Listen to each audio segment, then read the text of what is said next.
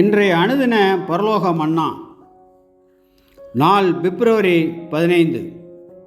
ஆதார வசனம் 1 யோவான் 2:5.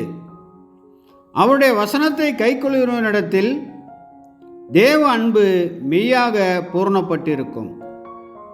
இதன் ஆவிக்குரிய விளக்கம்: கீழ்ப்படிதல் நமக்கு கொடுக்கப்பட்ட பரீட்சை.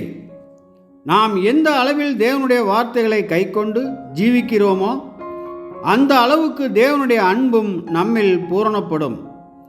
கிறிஸ்துவின் சிந்தை நம்மில் காணப்படுமேயானால் தேவ ஆவி நம்மை வழிநடத்தி நம்முடைய சக்திக்கு ஏற்றவாறு நாம் அவருடைய வழிகளிலே நல்ல காரியங்களை செய்ய உதவும். இந்த வழிகளில் நம் ஜீவியம் நாளுக்கு நாள் முன்னேற்றம் அடைய வேண்டும்.